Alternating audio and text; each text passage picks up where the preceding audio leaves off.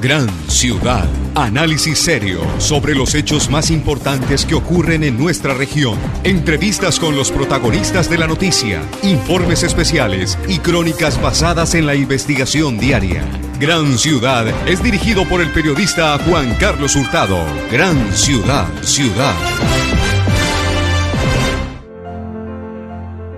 Ahora tenemos el poder de salvar las vidas de nuestra familia y amigos.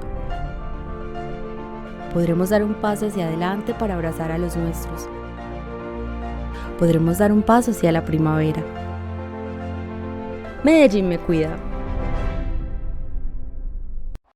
Si viene de la FLA, la etiqueta no se despinta si la raspas. Si no es así, es adulterado. Identifica el licor adulterado y exige siempre el licor legal.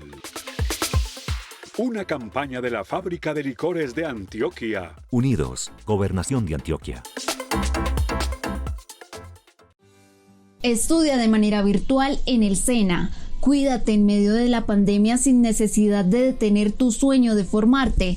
Tenemos más de 43.000 cupos disponibles. La oferta hace parte de la reactivación económica del país durante la crisis sanitaria ocasionada por la COVID-19 e incluye técnicos en temas relacionados con el agro, apoyo administrativo en salud, operaciones microfinancieras, control de calidad en confección, patronaje y moda.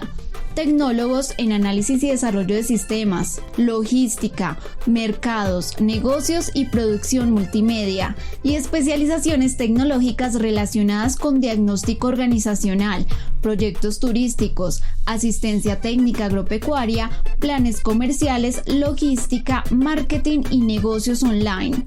Los aspirantes deben inscribirse del 23 de junio al 2 de julio en www.senasofiaplus.edu.co.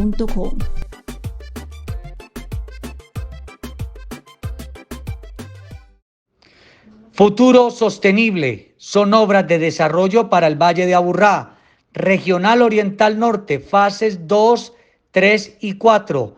Inversión 155.000 millones de pesos, 3,9 kilómetros. Área metropolitana del Valle de Aburrá. Futuro Sostenible. No solo son titulares de noticias, momentos de angustia y tensión por mantener con vida a nuestros seres queridos, mascarillas que tallan rostros, hacen parte de la rutina del personal médico desde hace más de un año.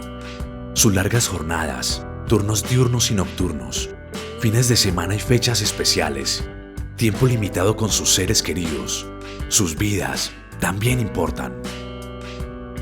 Las cifras de muertos no son simples números. Son vidas que se apagan, personas a quienes no veremos nunca más. Por eso cuídate aunque nadie te vea. Cuidarnos es tarea de todos. Ellos también necesitan un respiro. No es solo por ti, es por todos. Consejo de Medellín, somos tú y yo. Compre la naranja, la mora, el aguacate. Lleve también el pollo, el quesito, la leche, el tomate de aliño, la cebolla junca y los limones. En Antioquia existen más de 800 asociaciones de productores agropecuarios. Ellos conocen el campo, lo trabajan y lo cuidan cada día para que los alimentos lleguen a nuestra mesa. Apoyemos a nuestros campesinos. Compra local.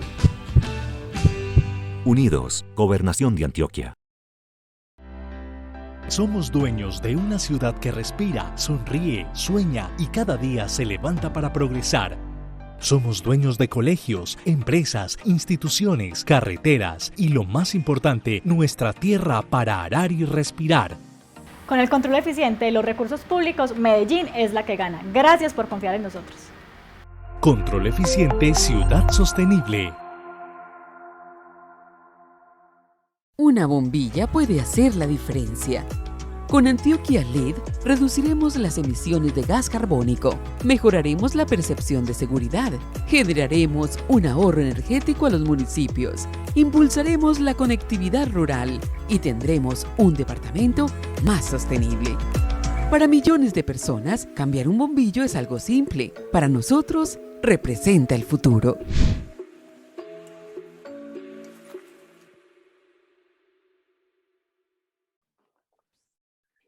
Muy buenos días para todos los televidentes de Gran Ciudad. En la parte técnica nos acompaña el ingeniero Andrés Casas, en la dirección y desarrollo de la noticia Juan Carlos Hurtado Ochoa, abogado especialista en Derecho Laboral, en Pensiones y en Laboral Administrativo. Ya saben que acá siempre en Gran Ciudad a las 11 de la mañana tenemos distintos temas políticos, jurídicos, temas sociales, temas económicos, temas de ciudad, por supuesto.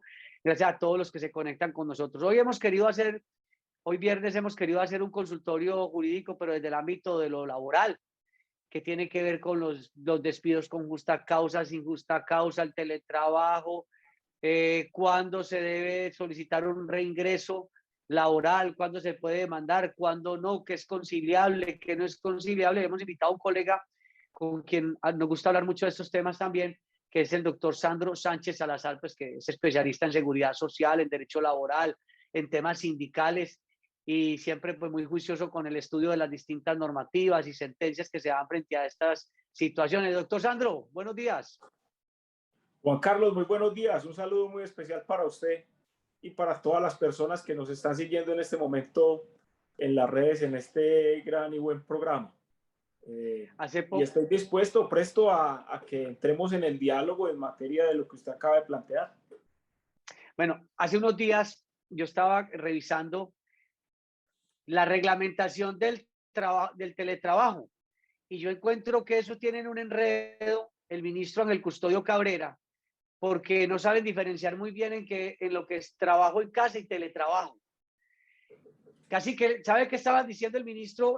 No sé si fue en un decreto, una reglamentación que ellos expidieron por allí, que casi que uno puede acordar con el empleado que hace trabajo en casa, teletrabajo, casi que de cualquier manera.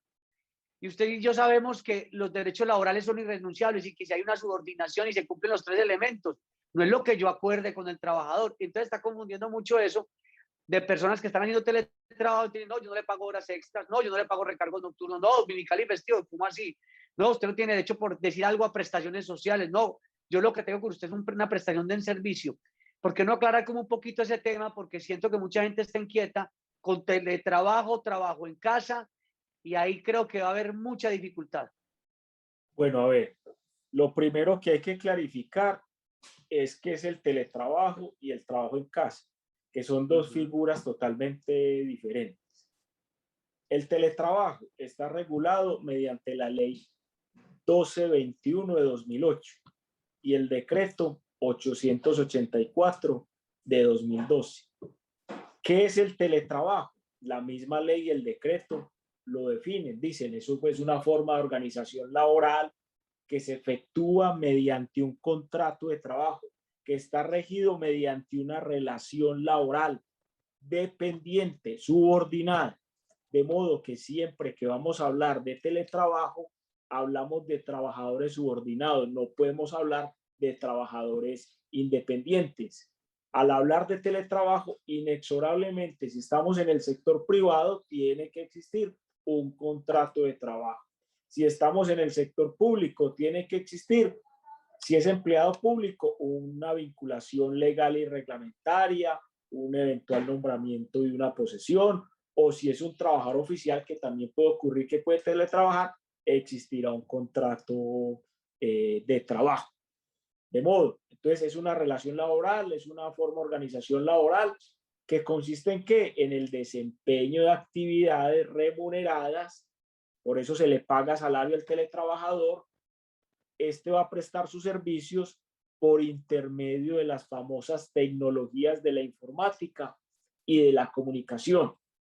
Y ese teletrabajo, dice pues las mismas normatividades, tiene unas modalidades. Hay uno que se denomina autónomo, móvil y suplementario. ¿Cuál es el teletrabajo o el teletrabajador autónomo?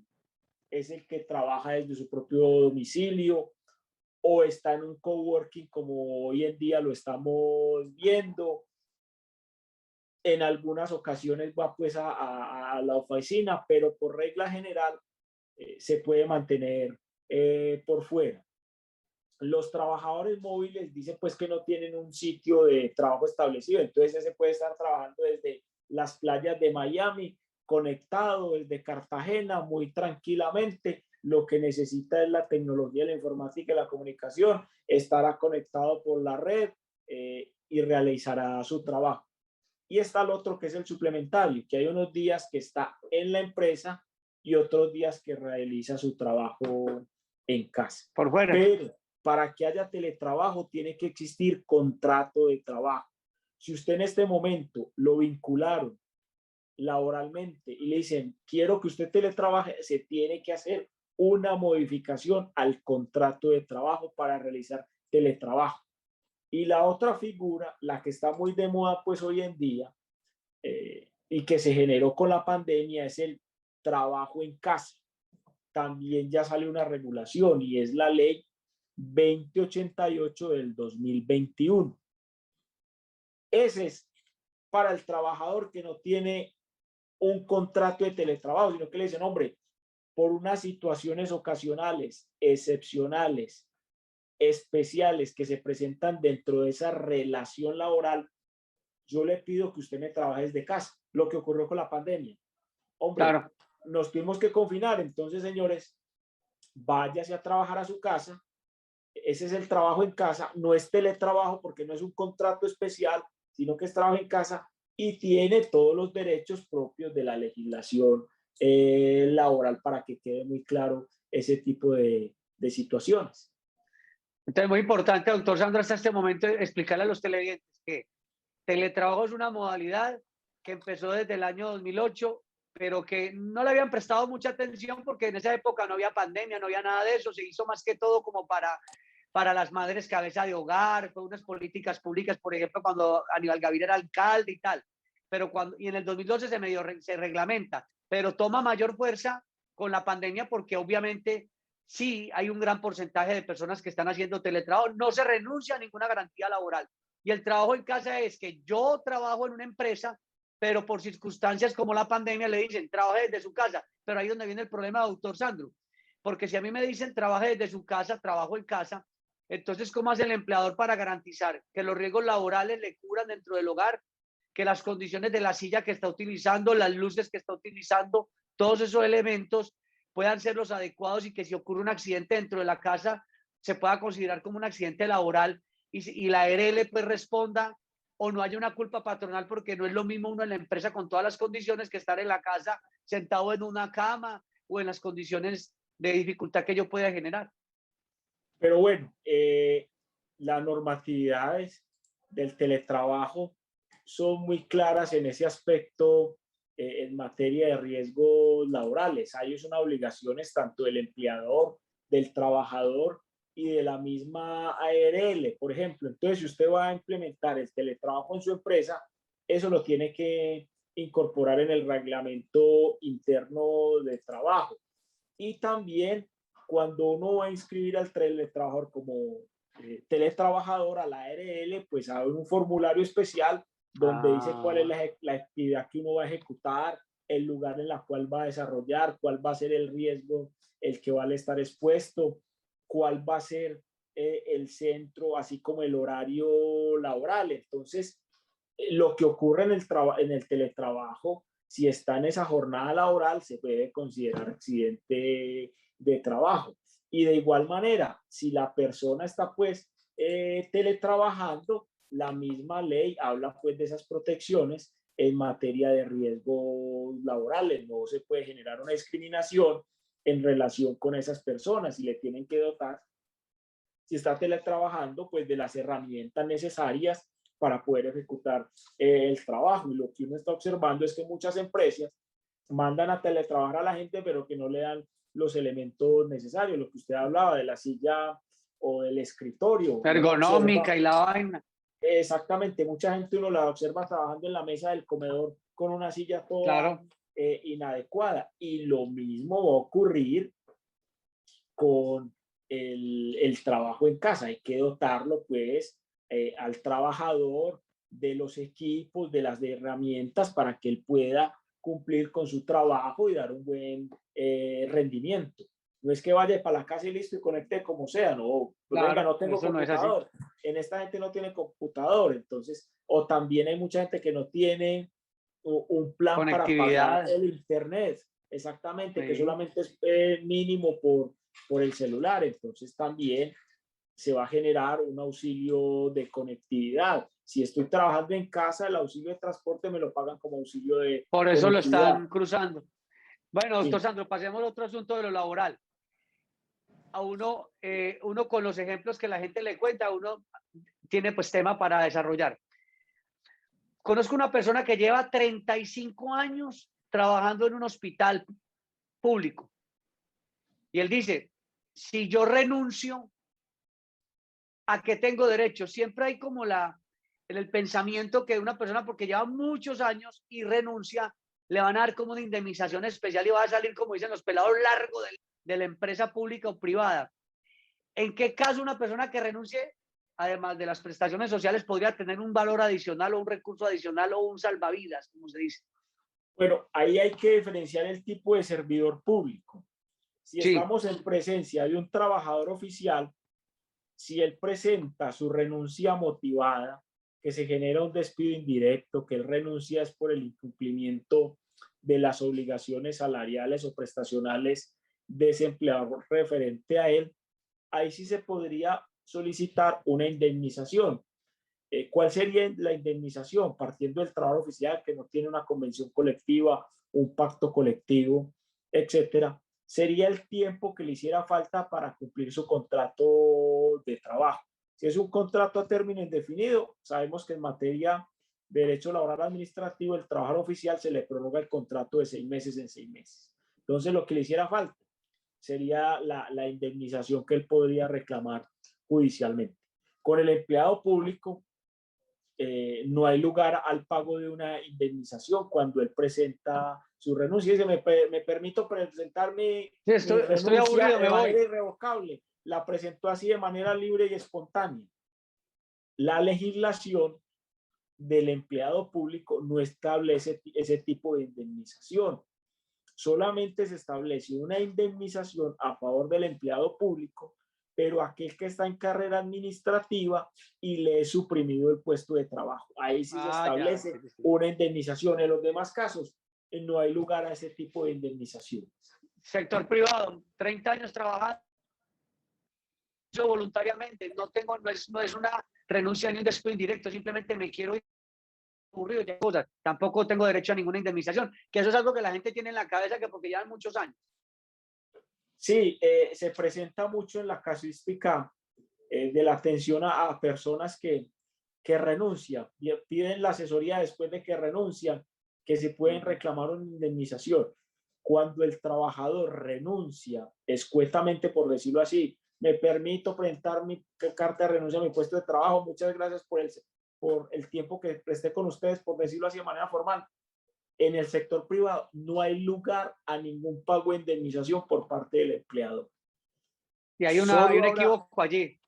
Sí, solo habrá pago de una indemnización por parte del empleador cuando la renuncia es motivada por el incumplimiento, por la violación de las prohibiciones, por no acatamiento de las obligaciones que tiene el empleador referente al empleador, frente al trabajador, pero esa renuncia la tiene que motivar muy bien el trabajador. Decir, vea, yo renuncio porque usted no me pagó la seguridad social, no me estuvo afiliado a pensiones, no me estuvo afiliado a salud, o no me ha pagado el salario durante tanto tiempo, no me ha pagado las horas extras. Esa situación sí daría pie a que el trabajador demande a su empleador ante un juez laboral y el juez laboral condene a ese empleador al reconocimiento de la indemnización por un despido que se deriva, reitero, por el incumplimiento del empleador. En caso contrario, no hay lugar al reconocimiento de esa indemnización, así lleve 20, 30, 40 años en la empresa. Si renuncia de manera general, si no hay una renuncia motivada, si no se genera un despido indirecto.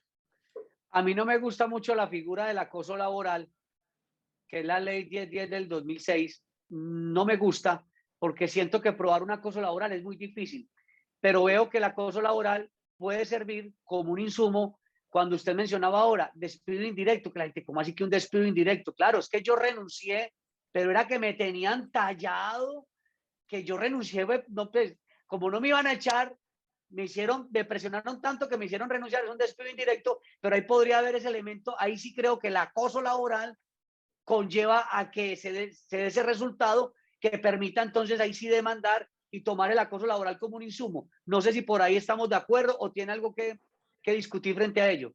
Bueno, comparto la idea de que el acoso laboral, a mi juicio, es una figura que genera sino eficacia psicológica en la sociedad. Es decir, sí, tenemos una ley de acoso laboral, pero materializarlo es de difícil ocurrencia, aunque se puede presentar, y he conocido ya casos en la Corte Suprema y en el Consejo de Estado, pero el trabajador cuando dice que es acosado laboralmente, tiene que cumplir con unas ritualidades, hombre. Primero, que efectivamente haya alguna de las modalidades del acoso laboral, que haya ese maltrato laboral, que haya ese entorpecimiento laboral, que haya esa discriminación laboral en un momento dado, o que haya una desprotección laboral, también que haya una persecución laboral. Humillación, todo eso. Que esa conducta tiene que ser persistente y demostrable. Es decir, que se tiene que proyectarse en el tiempo y tener una finalidad, que efectivamente el trabajador se aburra y piense renunciar a su puesto de trabajo, que le genere miedo, intimidación, angustia, preocupaciones, desmotivación en su puesto de trabajo. Pero cuando eso sucede, él tiene que agotar unas etapas que establece la ley, que la gente no conoce y dice, me siento acosado laboralmente y presenta su carta de renuncia. Entonces ahí es más complicado el proceso judicial. Él tiene que agotar de antemano, presentar la queja al empleador para que él agote el comité de convivencia laboral. Si llegan y no le hacen caso en ese comité de convivencia laboral, entonces él puede acudir al Ministerio de Trabajo. Y el Ministerio de Trabajo, bueno, decir, y ya en última instancia ya acudir entonces a la demanda judicial, pero hay que agotar esas situaciones. Para que te sirva de prueba. Para que se pueda constituir el acoso laboral, para que se pueda dar que sea una situación de acoso laboral. Recientemente, la Corte Suprema de Justicia analizó un caso de esos, del acoso laboral y la protección que se genera por decir que uno está acosado laboralmente. Y la persona le dice, usted tenía que haber agotado estos procedimientos previos que habla la ley. Entonces, no, yo me siento acosado y voy a prestar la carta de renuncia.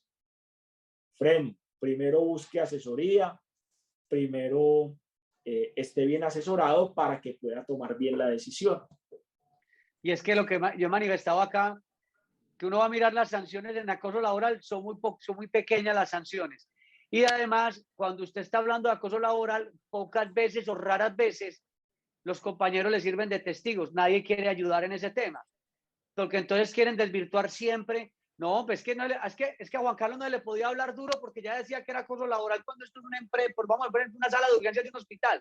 Uno no puede hablar delicadamente en un momento de tensión. Vaya, pruebe, pues, que no es que me hablaba muy duro. Entonces, por ahí creo yo que es complicado la situación. Probar el acoso laboral ahí es difícil. Y la gente también tiene que tener muy en cuenta que hay conductas que no constituyen acoso laboral, hombre. Pues si el empleador ejerce su potestad disciplinaria porque usted está manejando mal y lo sanciona, hombre, ahí no hay acoso laboral. O si le está exigiendo, hombre, que cumpla con su labor, que cumpla con las tareas para las cuales fue contratado, o se envían circulares, memos para unas exigencias técnicas o mejorar la eficacia laboral. Eso tampoco se puede constituir acoso laboral en un momento dado. Pues hay que tenerlo muy claro, tiene que ser situaciones muy, a mi juicio, muy violatorias de los derechos que se protegen con el acoso laboral, como es la libertad, la intimidad, la dignidad de la persona, ¿sí? Y que haya ese ánimo de generar, pues, un daño que se puede materializar para que renuncie, una angustia, una congoja, una desmotivación. Pero doctor, la verdad, sí, la cosa es difícil.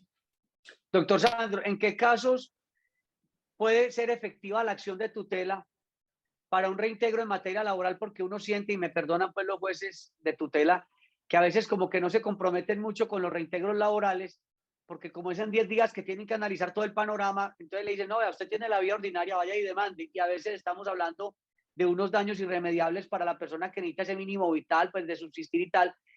¿En qué casos podría la persona decir, hombre, sí, yo me voy por el lado de la tutela, esa va a ser efectiva, o cómo convenzo al juez, o definitivamente ya Si me despiden, tengo que darme la pela 3 años demandando a ver qué pasa. Pues, hombre, los jueces yo creo que se tienen que investir de su rol dentro de un Estado social de derecho y no les debe dar miedo proteger los derechos fundamentales. Y si esa protección de los derechos fundamentales implica ordenar el reintegro a un puesto de trabajo, pues lo debe hacer, ¿sí? Nosotros observamos, por ejemplo, a principios del siglo XXI, en el 2000 y antes del siglo XXI, en el 99, donde había una Corte Constitucional con pantalones donde ordenaba reintegros en masa, por ejemplo, cuando había discriminaciones sindicales, ¿sí? Ahora les da mucho miedo ese tipo de situaciones. Pero ¿en qué caso se puede utilizar la acción de tutela para efectos del reintegro? Entonces hay varias situaciones. Están los trabajadores discapacitados cuando son despedidos de su puesto de trabajo sin previamente autorizarle permiso al Ministerio de Trabajo para, reitero, autorizar su desvinculación del puesto de trabajo. Están las madres que están en etapa de gestación, también el fuero de los prepensionados, a los que le faltan 3 años para pensionarse y no tienen las semanas suficientes para acceder a la pensión de vejez, o le falta capital para en el régimen de ahorro individual. De manera excepcional también en materia de conflictos sindicales con el fuero sindical, o que formaron un sindicato y acostumbran a despedir a la gente, ahí es también viable la acción de tutela, o de pronto el empleador le dio por diezmar el sindicato y despidió a una gran cantidad de afiliados. Ahí se daría lugar pues a utilizar la acción de tutela en un momento dado como mecanismo para que se ordene el reintegro al puesto de trabajo. Eso, los que me acuerdo ahora, podrían aparecer más en un momento dado, pero eso es la gran dinámica que uno observa constantemente dentro de las decisiones judiciales. ¿A usted cómo le ha ido con las audiencias virtuales? Porque alguien en Bogotá, un abogado muy importante, estaba diciendo que a él le gustaría que nos quedáramos siquiera con un 70% de audiencias virtuales y otro 20 o 30% ya para cosas más. El señor Bernarte, Francisco Bernarte, si no estoy mal, proponía que no, que la virtualidad generó una reducción en costos, en tiempos, pero por otro lado hay quienes cuestionan la seguridad jurídica con las audiencias virtuales. ¿A usted cómo le ha ido en ese tema? Eso tiene sus pros y sus contras. Los que usted acaba de señalar por intermedio de nuestro colega Bernat es la verdad. Hombre, el mismo desplazamiento al juzgado, el desplazamiento de personas a una sala de audiencia, nos favorece mucho más estar desde la misma oficina o desde la misma casa, porque uno tiene la facilidad de consultar rápidamente, porque no nos digamos secreto, la oralidad es un ejercicio pues de trovadores jurídicos en un momento dado, que usted lo sorprende y tiene que salir a sacar la trova jurídica para arrimarle al otro, para frenarle. Entonces eso es muy bueno, pero lo que yo sí critico mucho es en materia de la práctica de la prueba. ¿Y qué me ha sucedido?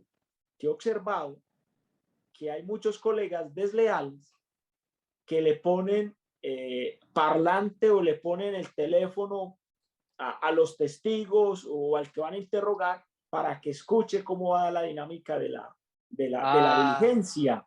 Entonces ahí no vamos a encontrar un dicho transparente, un dicho limpio en un momento dado, porque ya están escuchando, ya saben cómo es la situación. Entonces, en cuanto a la práctica de la prueba, yo sí le tengo los contra ese tipo de situaciones, pero si fuéramos todos desarrollando esos principios que nos enseñaban en materia procesal, como es la lealtad procesal, y llevarle la verdad al juez para que él pueda decidir, sería maravilloso seguir en la virtualidad.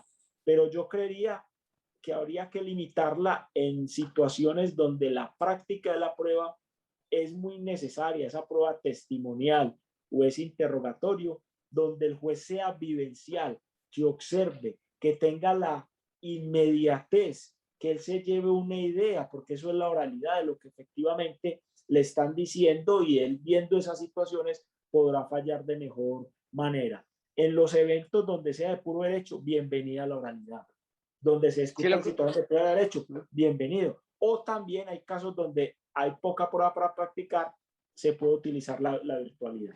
A usted lo que teme es la contaminación de la prueba, la contaminación por los testimonios, eso sería lo más peligroso, pero de resto, si es una discusión en estricto derecho, pues ¿quién me va a mí a echar cuentos a mí o a usted o el que esté ahí? No, pues ahí ya es uno.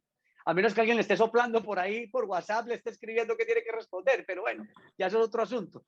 Exactamente. Entonces, sí, una discusión de un reajuste pensional, pues eso es de puro derecho, entonces téngalo ahí. Pero cuando yo voy al proceso a discutir, por ejemplo, un despido injusto de un trabajador, los testigos de la empresa están en la misma empresa, hasta en la misma oficina, ¿sí? Que es muy complicado. Y los testigos del trabajador, algunos conectándose, porque también la virtualidad genera un poco de discriminación, ¿sí? Porque hay unos que tienen mejor posición que otros. Y desafortunadamente, los más débiles no tienen, por ejemplo, las herramientas del Internet. Uno lo ve, que a conectarse con un teléfono y se les acaban los datos, y eso sí pueden estar por allá en otras partes, y no van a tener quien le esté soplando la pregunta en un momento dado, como sí puede ocurrir en el otro aspecto. Y adicionalmente, mire que como la audiencia se puede grabar, cuando la suspenden, porque ya va muy larga y dice, no vamos a practicar las otras pruebas tal día, usted llega, si es desleal, le entrega entonces a la otra gente, como me ha pasado a mí con algunas personas, que les entregan el audio de la audiencia para que sepan ya que van a declarar en un momento dado. Entonces, ese es uno de los problemas de la oralidad en la contaminación que usted muy bien dice de la prueba. Bueno, doctor Sandro, el ministro Ángel Custodio Cabrera me sorprendió hace unos días, y cuando a mí me hablan de algo que es beneficioso en materia laboral o pensional, yo digo, ¿y cuál será el veneno?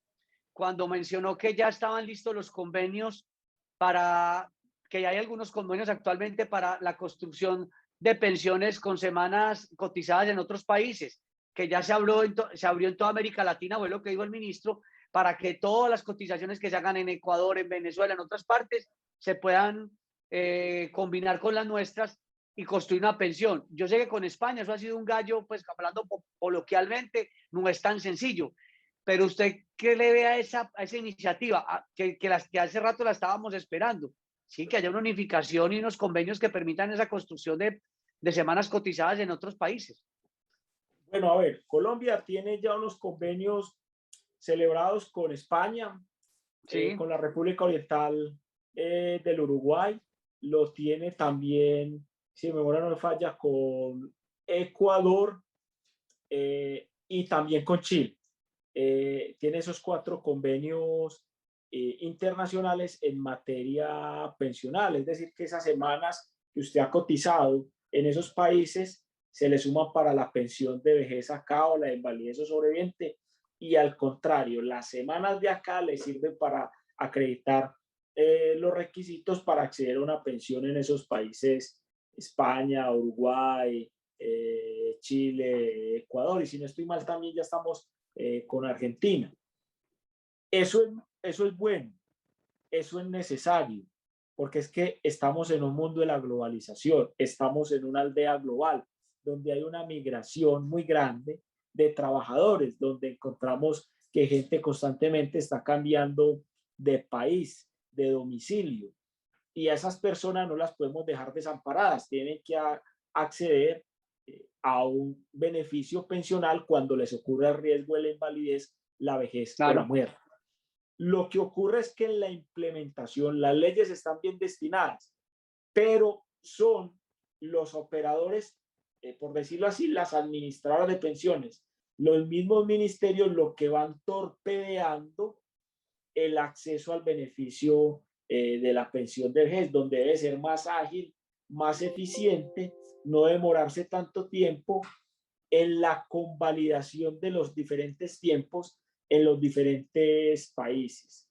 De pronto en España son muy ágiles, somos organizados, acá somos más lentos. Más lentos. No partimos del principio de la buena fe, sino que partimos del principio de la mala fe. entonces se le demora a la gente el acceso a la pensión.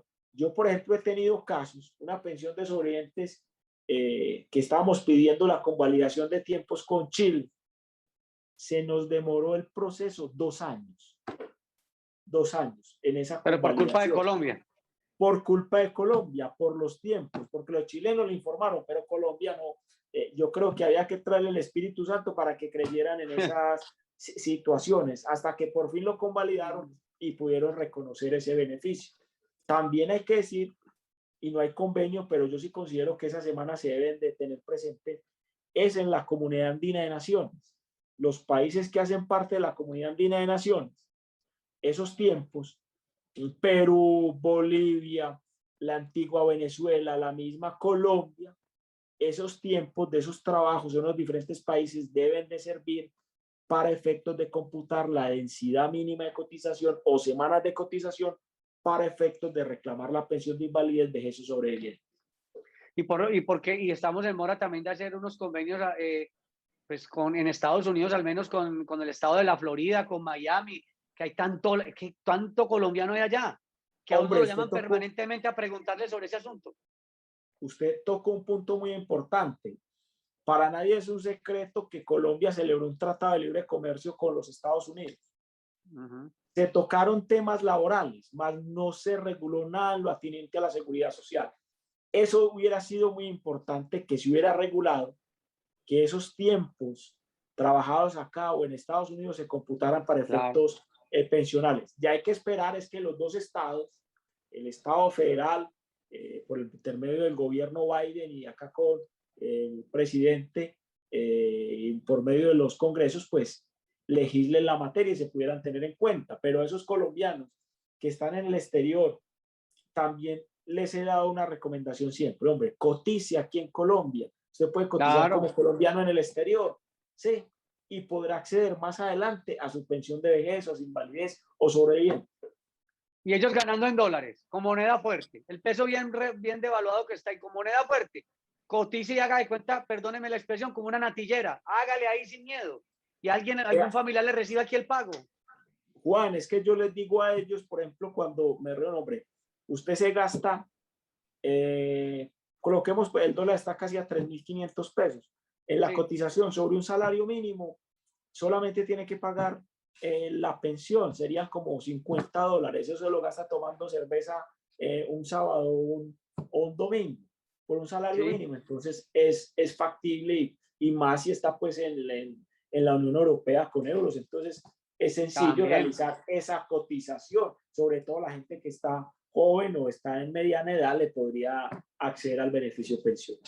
Es más, así esté cotizando en un fondo privado. No me voy a pensionar, pero cuando venga acá le dan la platica, el ahorrito que tenga ahí, que el ahorro sí es bueno. La indemnización, la devolución de aporte en fondo privado es bacana. Entonces, hasta por eso, no es que no tengo la edad, métale a ese fondo privado ahí, que a ese ahorrito ahí le va a servir para algo, para una contingencia.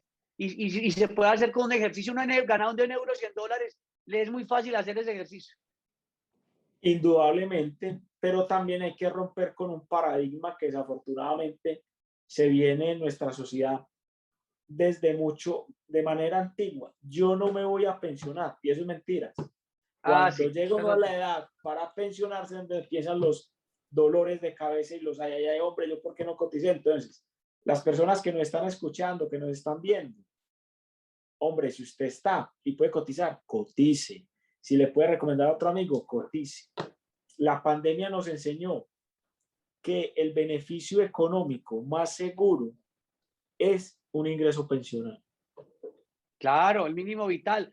Ay, es que a mí no me interesa ganarme un mínimo. Hermano, no tenerlo es difícil. Tenerlo no es mucho, pero no tenerlo sí que es miseria.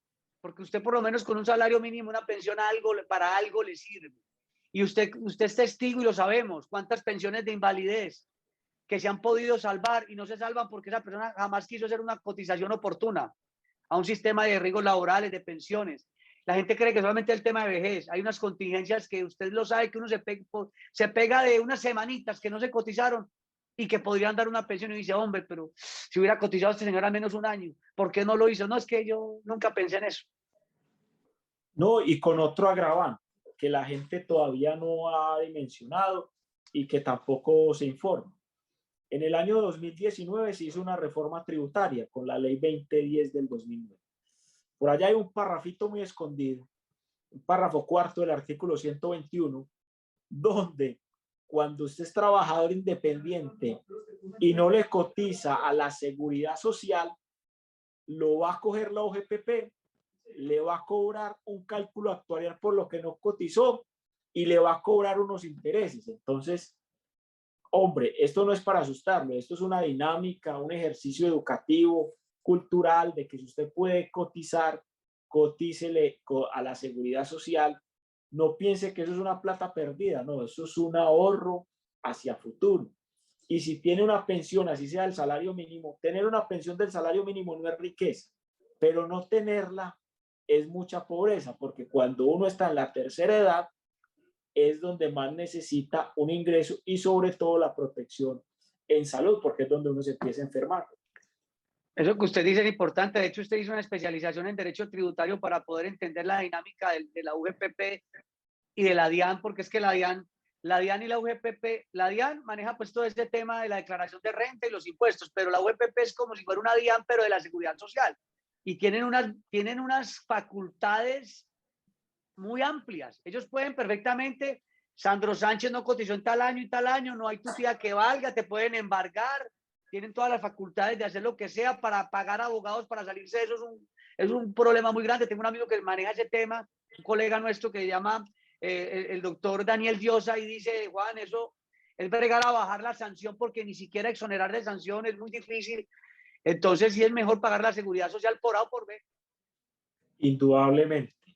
Ya el tema tributario, ese procedimiento sancionatorio tributario, la administración tiene mejores elementos, ya tiene que pegarse uno dentro de esa litigiosidad ante el contencioso de muchos elementos de pronto formales, o también la discusión de lo que no constituye ingreso o base de cotización.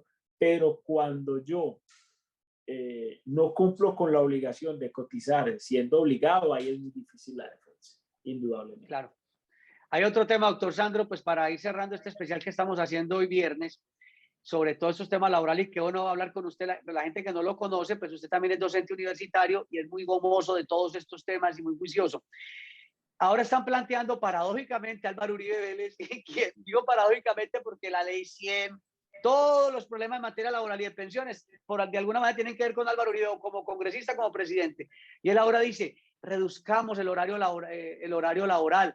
Y yo dije hace algunos días, pues que a mí no me parece el momento más oportuno porque ya se demostró que aquí no se genera más empleo. Lo que van a hacer es que al que trabaja 8 horas le van a decir, trabaje las 8 horas, pero en las 7. Yo no voy a generar más trabajo.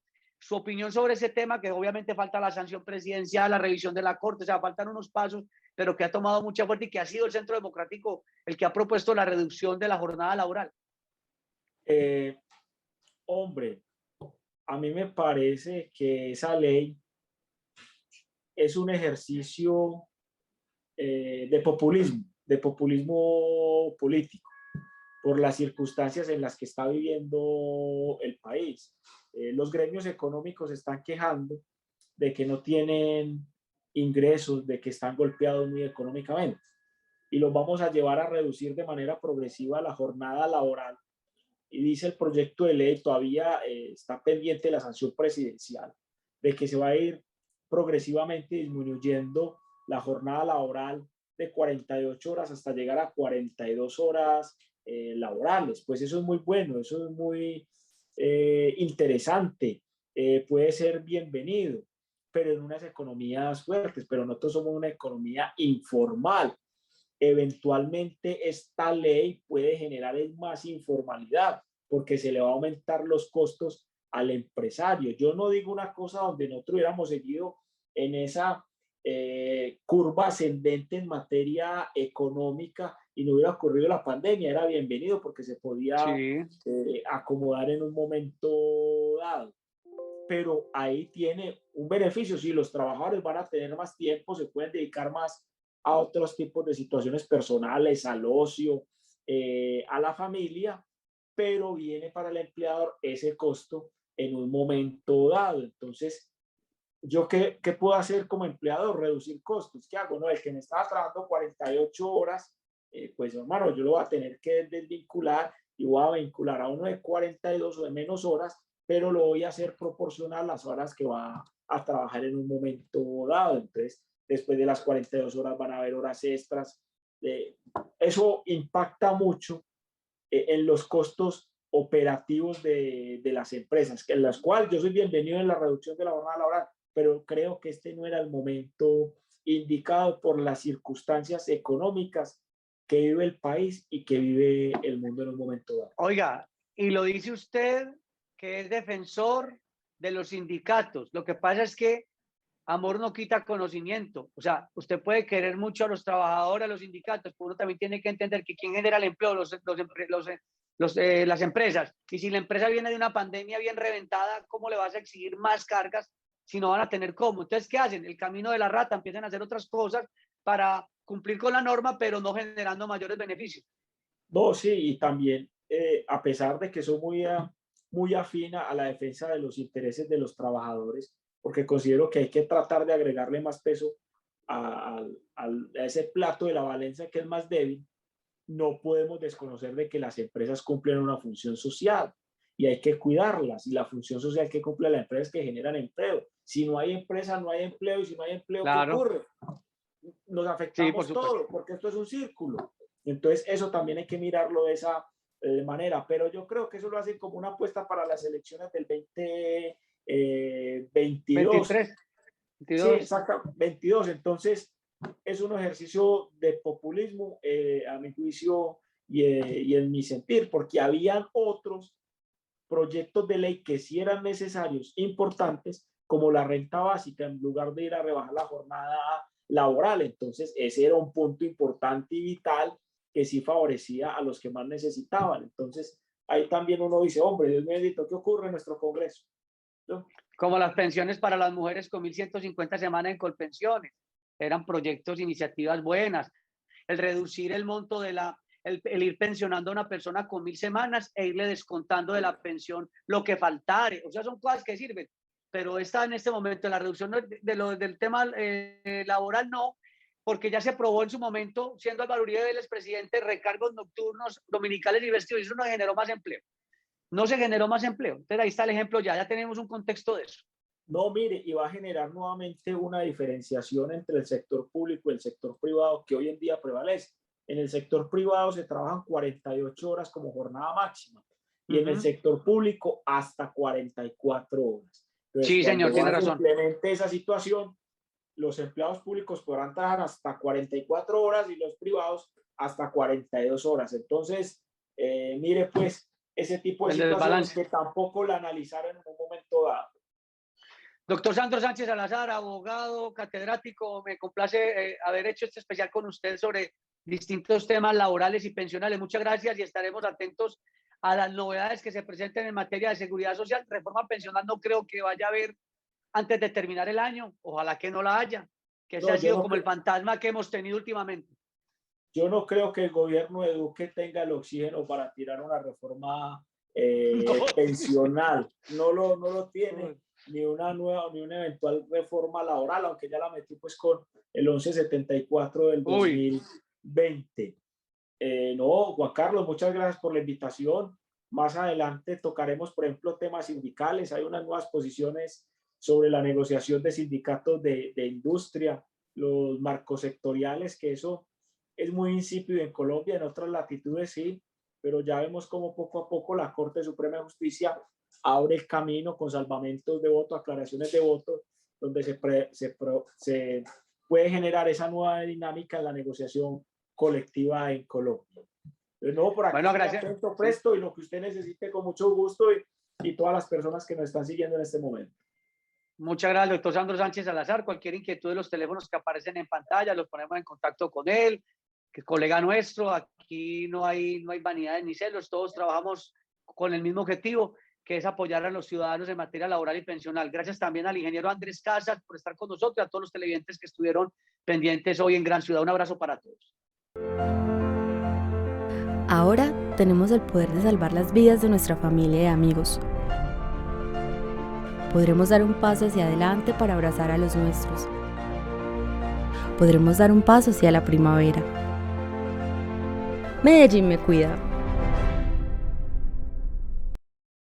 Segundos que salvan vidas. Enjabona entre los dedos, palmas y muñecas. Limpia los lugares que frecuentas, como tu cuarto, sala y lugar de trabajo. Ponerse el tapabocas antes de salir de casa y conservarlo siempre.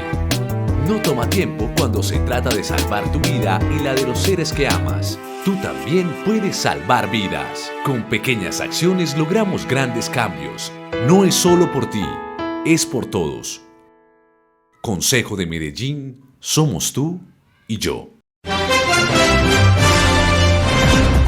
Gran Ciudad. Análisis serio sobre los hechos más importantes que ocurren en nuestra región. Entrevistas con los protagonistas de la noticia, informes especiales y crónicas basadas en la investigación diaria. Gran Ciudad es dirigido por el periodista Juan Carlos Hurtado. Gran Ciudad.